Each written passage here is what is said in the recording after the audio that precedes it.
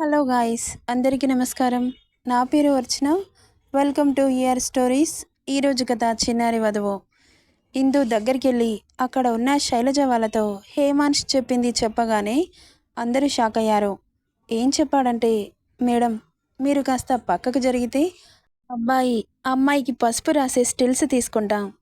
ఇటువైపు మీరు ఎవరూ రాకూడదు అనగానే కళ్ళు చిన్నవి చేసి, ఏంటి ఇలాంటి వింత ఎక్కడైనా ఉందా? పెళ్లి కొడుకు పెళ్లి కూతురికి స్వయంగా పసుపు రాయడం. అది కాదు మేడం, ఇప్పుడు ఇది ట్రెండ్ అవుతోంది. ఏంటి ట్రెండ్ అవుతుందా? ఎలా ట్రెండ్ అవుతుందో చూపించు. అయ్యో ఆంటీ, నేను చెప్పేది అంటుంటే ఏం చెప్తావురా?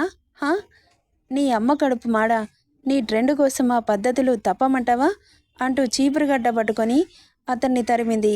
ఇక అక్కడ వాతావరణం మొత్తం చాలా ఆహ్లాదకరంగా మారి అందరూ నవ్వుకున్నారు. హేమాంష్ వాళ్ళ అల్లరికి చిన్నగా నవ్వుకున్నాడు. సన్నగా మధురంగా ఒకరి నవ్వు అతని చెవులకి ఇంపుగా వినిపిస్తుంటే తల తిప్పి చూశాడు. ఆమె నవ్వు వెన్నెల రాత్రిలో జాలువారే చంద్రకాంతిలా ప్రకాశిస్తుంటే అలాగే చూస్తుండిపోయాడు. పక్కన వాళ్ళ అరుపులకి ఈ లోకంలోకి వచ్చి ఎదురుగా ఉన్న వాళ్ళ అల్లరి నవ్వుతూ చూస్తూ మామ్ అంటూ పిలిచాడు.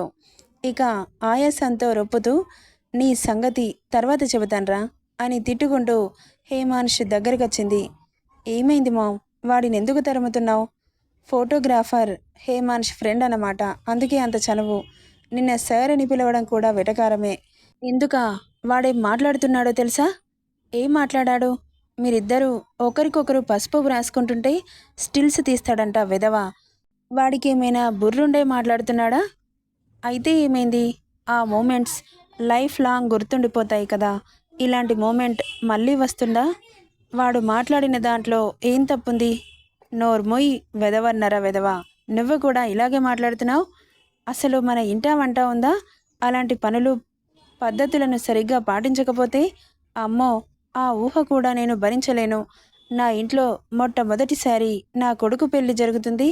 ఆ పెళ్లిని సవ్యంగా జరగాలనుకుంటున్నానే కానీ ట్రెండ్తో పద్ధతులను బ్రేక్ చేస్తే ఊరుకునేది లేదు అని చెప్పి అక్కడి నుండి వెళ్ళిపోతుంటే మామ్ అని గట్టిగా అరిచాడు. అతని అరుపుకి కళ్ళు చిన్నవి చేసి వెనక్కి తిరిగి చూసింది. ఒకసారి ఇలారా అనగానే, ఏంటి నన్ను కన్విన్స్ చేయాలని చూస్తున్నావా? ఏమైంది నీకు? ఎందుకు ఇలా మాట్లాడుతున్నావు? చాలా సిల్లీగా మాట్లాడుతున్నావు తెలుసా. నేను చెప్పేది ఒకసారి విను మామ్. ఏంట్రా, పిచ్చి పట్టిందా అలా మాట్లాడుతున్నావు? మామ్, ఎందుకలా కోపడతావు? నా గురించి నీకు తప్ప ఎవరికి తెలియదు. నువ్వు కూడా అర్థం చేసుకోకపోతే నన్ను ఇంకా ఎవరు అర్థం చేసుకుంటారు? అదంటే నాకు ఎంత ఇష్టమో తెలుసు కదా. ఇంకో 4 రోజుల్లో దాన్ని వదిలి వెళ్ళిపోతాను అని కూడా తెలుసు. వదిలి వెళ్ళిపోతే 4 ఇయర్స్ వరకు నేను ఇటువైపు రాను. కొన్ని హ్యాపీ మూమెంట్స్ని పోగు చేసుకొని వెళ్ళిపోవాలిగా. ఎందుకు ఇలా మాట్లాడుతున్నావు? అసలు వెళ్ళిపోవాలి అన్న దానికే నా మనసులో లేదు. అలాంటిది నువ్విలా మా సంతోషానికి రిస్ట్రిక్షన్స్ పెట్టి ఇంకా ఇంకా బాధ పెట్టాలని చూస్తున్నావా? అర్థం చేసుకో మామ్. తనతో ఉన్న ఈ మూమెంట్స్ని మనసులో పదిలంగా దాచుకుంటాను. మళ్ళీ పెళ్లి చేసుకోలేనుగా అనగానే కొడుకుని తడికళ్ళతో చూసింది. తన గుండెలకు అదుముకొని, మమ్మల్ని వదిలి వెళ్ళిపోతావా నాన్న? తప్పదు కదా మామ్. మేము ఫ్యూచర్లో హ్యాపీగా ఉండాలి అంటే ఇలాంటి ఎడబాట్లు తప్పవు. నువ్వు ఏడ్చి నన్ను ఇంకా బాధ పెట్టకు ప్లీజ్. సరే నాన్న అని కళ్ళు తుడుచుకొని, సరే నీ ఇష్టం వచ్చినట్లు దానితో టైం స్పెండ్ చేయి. నేను మీ సంతోషానికి అడ్డురాను అని చెప్పి ఇందుకి చేయవలసినవి పద్ధతిగా చేసి అక్కడి నుండి వాళ్ళని తీసుకొని వెళ్ళిపోయింది. కానీ మేము వదిన అన్నయ్యతోనే ఉంటాం. ఇక్కడ జరిగేది మేము చూస్తాం. ఓల్డ్ లేడీస్ అందరూ వెళ్ళిపోండి అన్నారు నేహా బ్యాచ్. ఏంటి, మేము ముసలి వాళ్ళలాగా కనిపిస్తున్నామా అంటూ అందరూ వాళ్ళ మీదకి మూకుమ్మడిగా దాడి చేయడానికి రెడీ అవుతుంటే అక్కడి నుండి పరిగెంతుకున్నారు. మీరు మా దగ్గరికి రండి, అప్పుడు చెబుతాం మీ సంగతి. ప్లీజ్ మమ్మీ, ఒప్పుకోవచ్చు కదా. మేము ఎంజాయ్ చేయాలనుకుంటున్నాం. అన్నయ్య వదినలతో ప్లీజ్ చాలా ఫొటోస్ దిగాలి. మేము కూడా చాలా మెమొరీస్ సేవ్ చేసుకోవాలి. ప్లీజ్ మామ్, కాదనకు అని బ్రతిలాడుతుంటే ఎలాగో ఒకలాగా ఏడవండి అని వాళ్ళని వదిలి అక్కడి నుండి వెళ్ళిపోయారు. లేదు లేదు, ఫోటోగ్రాఫర్ పంపించాడు వాళ్ళుంటే డిస్టర్బెన్స్ అని. ఇక అందరూ వెళ్ళిపోతుంటే కంగారుగా చూసింది ఏందో. అత్తయ్య, మీరందరూ ఎక్కడికి వెళ్తున్నారు? నువ్వాగవే, తుతుతూ అంటావు అంటూ కసిరింది. ఉమ్మని పెదవులు ఏడ్చినట్లు కరువు చేయగానే ఆ ఎక్స్ప్రెషన్ హేమాంష్ కంటపడి రాక్షసి ఎంత క్యూట్గా ఉందో చూడు అని దూరంగా ఉన్నవాడు దగ్గరికి వెళ్ళి, ఏంటి పంది పిల్లల మూతల పెట్టావు? హా, నేను పందినా? కాదు, మన పక్కింట్లో ఉండే స్నూపీవి అంటుంటే, ఏంటి నేను కుక్కనా అంటూ తన చైర్లో కూర్చున్నదల్లా లేచి అతని మీదకి ఆమెకు మంగళ స్నానం చేయించిన చెంబుతో నీళ్లు తీసి అతని మీదకి విసిరింది. ఒసై పిల్ల రాక్షసి, నా మీదకే నీళ్లు విసురుతావే, ఎంత ధైర్యం నీకు అంటూ అతను ఊరుకుంటాడా? బయటకి కోపం నటిస్తూ లోపల ఉడుక్కుంటున్న ఇందుని చూసి నవ్వుకుంటూ తను కూడా వాటర్ తీసి ఆమె మీదకి విసిరాడు. ఇక అదంతా చూస్తున్న నేహ బ్యాచ్ కూడా ఊరుకోకుండా వదిన మరదళ్ళు ఉన్నారుగా, హేమాంష్ మామ కొడుకులు, పిన్ని పెద్దమ్మ కొడుకులు, అక్కలు చెల్లెళ్ళు మరదళ్ళు అందరూ కలిసి వాటర్తో ఆడుకోవడం, హోలీలా పసుపు పూసుకోవడం మొదలెట్టారు. ఇక అక్కడంతా జాలీగా మారిపోయింది. ఇక దానంతా షూట్ చేస్తున్నాడు ఫోటోగ్రాఫర్. ఇక ఎప్పుడు గొడవపడ్డా మన బాబుదే కాబట్టి పైచేయి, నేను నీతో మాట్లాడను పో, ఎప్పుడు చూడు ఏడిపిస్తావు. ఇప్పుడు నేనేమన్నానని నన్ను పంది కుక్క అంటూ తిడుతున్నావు? నేను అత్తయ్యకి చెబుతాను. అందుకేనా వాళ్ళని పంపించి నన్ను ఏడిపిస్తున్నావు?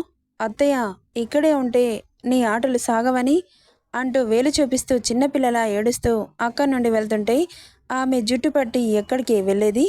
వాళ్ళని పంపించింది మన ఇద్దరి మధ్య గొడవకి అడ్డు అదుపు లేకుండా ఉండడానికి. నువ్వే వెళ్ళిపోతే నేను ఎవరితో గొడవపడను? ఏంటి, నాతో గొడవ పడడానికి పనిగట్టుకొని వాళ్ళని ఇక్కడి నుండి పంపించావా? నేనంటే ఎందుకంత కోపం? నేను నిన్ను ఏమన్నానని అని మూతి తిప్పేసుకుంటుంటే ఆమె బుగ్గలు పట్టి అతని వైపుకు తిప్పుకుంటూ, నువ్విలా ఏడుస్తుంటే నాకు చాలా సంతోషం అన్నాడు సాగదీస్తూ. నేనేడిస్తే నీకెందుకంత సంతోషం? ఏమో నాకు తెలీదు, నా మనసును అడుగు. సరే కానీ ఇంతకుముందు రూమ్ నుండి బయటకొచ్చాక కొరుక్కు తినేలా అలా చూస్తున్నావేం? అంత నచ్చానా అని అడిగాడు. ఏంటి, నువ్వు నాకు నచ్చావా? అస్సలు నచ్చలేదు, ఏదో క్యాజువల్గా చూశాను. రోజు చూస్తున్నానుగా, ఇప్పుడు చూశాను. ఎందుకంత ఓవర్ యాక్షన్ చేస్తున్నావు? నువ్వు నన్ను తిట్టకుండా మంచిగా మాట్లాడితే మాత్రమే నాకు నచ్చుతావు. ఇలా నన్ను తిడితే నాకు నచ్చవు, కోపం వస్తుంది నీ మీద. అబ్బచ్చా, నీకు నచ్చడం కోసం నీ ముందు నటించాలా? సరే కానీ ఈ చీరలో ఎంత బాగున్నావో తెలుసా అంటూ మెల్లిగా పక్కన బౌల్లో ఉన్న పసుపు తీసి ఆమె చెంపకు పూశాడు. ఇదంతా మన ఫోటోగ్రాఫర్ బాబు షూట్ చేస్తూనే ఉన్నాడు. మరి అమెరికా వెళ్ళిన తర్వాత అవే కదా మన బాబుకి ఎనర్జీ బూస్టింగ్. పక్కన పాప ఉండదు, ఏం చేస్తాడు? వాళ్ళ క్యూట్ వీడియోస్ చూస్తూ బ్రతకాల్సిందే మరి. నిన్ను అంటూ తనూరుకుంటుందా? ఆమె కూడా తీసి అతని చెంపకు పూసింది. చాలా నచ్చింది అతనికి. ఇంతసేపటి నుండి కంట్రోల్ చేసుకుంటున్నాడు. ఆమెను గట్టిగా హత్తుకొని పిచ్చి పిచ్చిగా ముద్దు పెట్టేయాలనిపిస్తోంది. కానీ రాక్షసి అరిచి గోల చేస్తుందేమో. పైగా అక్కడ పెళ్లి కాని పోరలు వీళ్ళపైనే నిఘా పెట్టి చూస్తున్నారు, ఆడుకుంటున్నారన్నమాట. కానీ మధ్య మధ్యలో వీళ్ళని అబ్జర్వ్ చేస్తున్నారు. ఎందుకంటే అందరినీ పంపించి ఏం చేస్తాడా మా బావ మా చెల్లితో అని. తన మావ కొడుకులు కూతుళ్ళు మిగతా వాళ్ళకి ఎగ్జైట్మెంట్ అన్నమాట. ఏంటి ధైర్యం బాగా పెరిగిపోయింది, నాకే రుద్దుతావా? నువ్వు రుద్దావుగా, నేను రుద్దితే తప్పేంటి? నేను అందంగా ఉండడం నీకు నచ్చదు కదా, అందుకే నా బట్టలు పాడు చేయాలని నా ఒంటి మీద కూడా రుద్దుతున్నావు. ఇదో తింగరిది, దీనికి ఇంకోలా అర్థమైందిలేండి. పర్లేదులే, ఎలాగో ఒకలాగా అర్థం చేసుకుంది. నేను ఇంకో రకంగా చేస్తున్నానని అర్థమైతే కనీసం దగ్గరికి కూడా రానివ్వదు అనుకుంటూ మిలమిలా మెరుస్తున్న ఉండి లేనటువంటి నడుము ఎప్పుడు తాకాలా అని అతని మది తప్పిస్తుంటే ఫోటోగ్రాఫర్ని చూసి చిన్నగా సైగ చేశాడు. వాడి ఫ్రెండ్ వీడిని చూసి నవ్వుకుంటూ అక్కడున్న మిగతా బ్యాచ్ని కవర్ చేయడం మొదలుపెట్టాడు. మన బాబు ఆమెను సీరియస్గా చూస్తూనే డౌట్ రాకుండా చీరంచును పక్కకు తప్పించి అతని చేతిలోకి పసుపు తీసుకొని ఆమె నడుముకి ఆని ఆనకుండా చిన్నగా 2 వేళ్లతో టచ్ చేయగానే అప్పటి వరకు అతని మీదకి అరుస్తున్న ఇందు గొంతు మూగబోతే ఇక్కడ బాబు ఫ్రీజ్ అయిపోయాడు. సున్నితమైన దూది పింజలాంటి నడుము అతని చేతికి తగిలి అతని రఫ్ హ్యాండ్స్ సున్నితమైన ప్లేస్లో తగిలి ఒళ్ళంతా కరెంటు పాస్ అయి గొంతులో మాట ఆగిపోయింది ఆమెకి. చిన్ని వయసులలో ఏదో కొత్త పులకింత ఏర్పడుతుంటే అదేంటో తెలియని కొత్త అనుభూతి ఆమెకి, వింత అనుభూతి అతనికి. అది ఎంత నచ్చిందంటే మాటల్లో వివరించలేనంత, ఇంకా ఇంకా కావాలనిపించేంత. కానీ వయస్సు కాదు. కానీ కావాలనిపిస్తోంది. మరింత ఆమెను టచ్ చేయాలనిపిస్తోంది. ఇప్పుడు ఇలాంటి ఫీలింగ్స్ ఆమెకు పరిచయం చేసి దూరంగా వెళ్ళిపోతే ఇందు పరిస్థితితో పాటు అతని పరిస్థితి కూడా ఎటూ కాకుండా పోతుంది. అటు అతని గోల్ రీచ్ అవ్వలేకపోతాడు. ఇటు ఇందు చదువులో కాన్సన్ట్రేట్ చేయలేకపోతుంది. అందుకే ఆమెను అవాయిడ్ చేసినట్లుగా చేసి అతని చేతుల్లో ప్రేమను చూపిస్తున్నాడు. నోటితో చెప్పకపోవడం ఇందుకే. మొన్న ఎందుకు అవాయిడ్ చేస్తున్నాడు అని అడిగారుగా.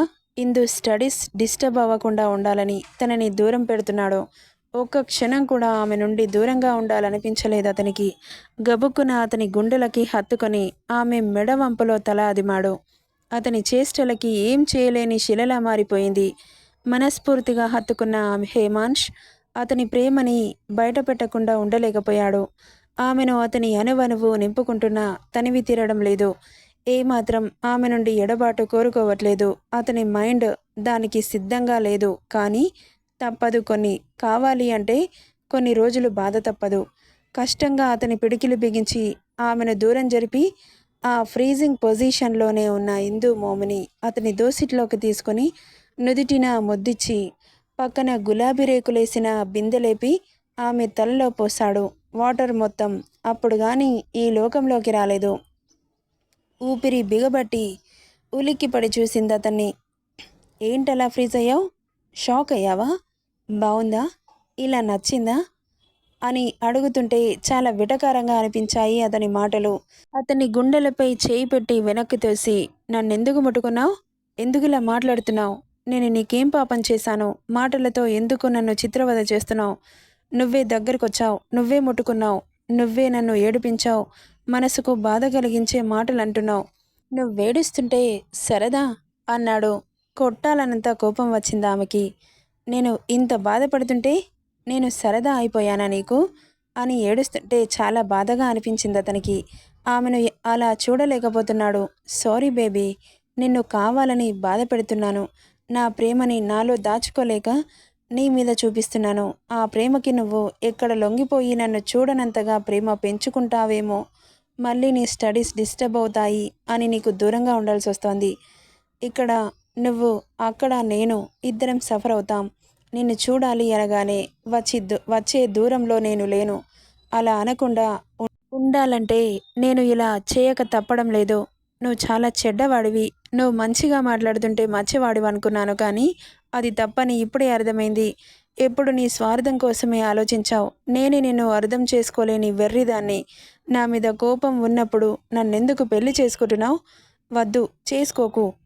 చేసుకొని నువ్వు బాధపడి నన్ను బాధ పెట్టకో అని అక్క నుండి వెళ్ళిపోతుంటే ఆమె రెక్కపట్టి దగ్గరికి లాక్కొని, ఇంట్లో వాళ్ళ కోసం పెళ్లి చేసుకుంటున్నాను, ఇంట్లో వాళ్ళ కోసం ఇలా ఉంటున్నాను అంటూ వాళ్ళిద్దరి మధ్య దగ్గరితనాన్ని చూపించాడు.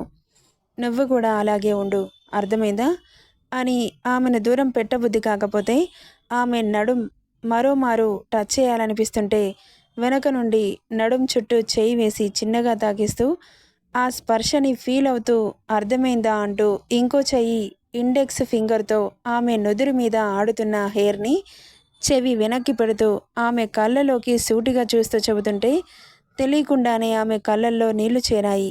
ఆమె కన్నీటిని చూసి అసహనంగా కళ్ళు మూసుకొని అతని కోపాన్ని కంట్రోల్ చేసుకుంటూ, ఇంత చిన్ని హృదయాల్లో ఇంత బాధ అవసరమా అనిపించిందా అతనికి ఆ క్షణం.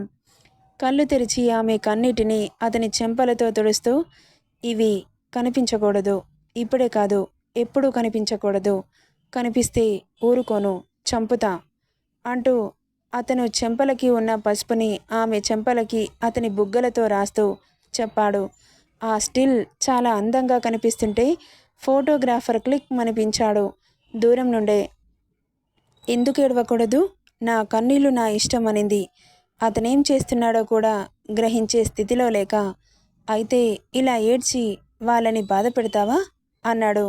ఆమె బుగ్గల మీద చెయ్యి వేసి కన్నీటిని తుడుస్తూ అతని చేతిని విసిరికొట్టి, సరే ఏడవకూడదు, ఏడవను, నవ్వకూడదు, నవ్వను, ఎవరి మీద ప్రేమ పెంచుకోకూడదు, పెంచుకోను, మరబొమ్మల నువ్వేం చెబితే అదే చేస్తాను, సరేనా అని ఎలాంటి భావం లేకుండా చెబుతుంటే, ఇంత చిన్న ఏజ్లో తన మనసుని అంతలా బాధ పెట్టడం ఇష్టం లేక, అలా అని కాదు, ప్రేమ పెంచుకోకూడదు అని చెప్పట్లేదు, నిన్ను బాధ పెట్టడం కూడా నాకు ఇష్టం లేదు. నువ్వు నా మీద ప్రేమ పెంచుకుంటే నీ స్టడీస్ ఎక్కడ డిస్టర్బ్ అవుతాయోనని, అందుకే ఇలా కోపం చూపించాల్సి వస్తుంది. అర్థం చేసుకోయిందు. మళ్ళీ ఇదో కొత్త నాటకమా? ఎన్నిసార్లు ఇలా చెప్పి నా మనసుని బాధ పెడతావు? నీకొక దండం, నన్ను వదిలేసేయ్. అందరి కోసం పెళ్లి చేసుకోమంటున్నారు, చేసుకుంటాను. మాకు దిక్కులేక ఇక్కడ ఉంటున్నాం కాబట్టి మీరేం చెబితే అదే చేస్తాను. అలాగని అత్తయ్య నన్ను ప్రేమగా చూసుకోవట్లేదు అనట్లేదు. తను చాలా మంచిది. కాకపోతే నువ్వే నన్ను బాధ పెడుతున్నావు. ప్రేమగా మాట్లాడినట్లే మాట్లాడతావు, తర్వాత కోపం చూపిస్తావు, నిందలేస్తావు. ముందే చెప్పావు. సంతోషం. నీ మీద ఆశలు పెంచుకోకముందే నా మనసుని హద్దుల్లో పెట్టుకుంటాను. కట్టుకున్న భర్త మీద కూడా ప్రేమ పెంచుకోకూడదు, అంతే కదా? సరే, రోబోలాగా బ్రతుకుతాను. నువ్వు దూరంగా ఉన్నా నీ గురించి ఆలోచించను. నా స్వార్థం నేను చూసుకొని నా స్టడీస్ మీద కాన్సన్ట్రేట్ చేస్తాను. అదే కదా నువ్వు చెబుతుంది? అందరి దృష్టిలో మనిద్దరం భార్యాభర్తలం. నేనెవరిని బాధ పెట్టను అని మాటిస్తున్నాను. చదువుకుంటాను. నీ గురించి ఆలోచించకుండా, నిన్ను డిస్టర్బ్ చేయకుండా. నా గురించేమో నిన్ను మాత్రం డిస్టర్బ్ చేయను. నన్ను క్షమించండి. ఇప్పటి వరకు మిమ్మల్ని డిస్టర్బ్ చేసినందుకు. నాకు తెలియకుండానే అలా జరిగిందేమో. నేను చిన్నపిల్ల, నాకేం తెలీదు అనుకుంటున్నావేమో. నువ్వు మాట్లాడే మాటలు, నువ్వు చూసే చూపులు అన్నీ అర్థమవుతాయి నాకు.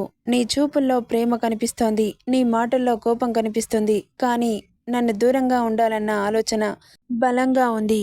దానికి కట్టుబడి ఉంటాను.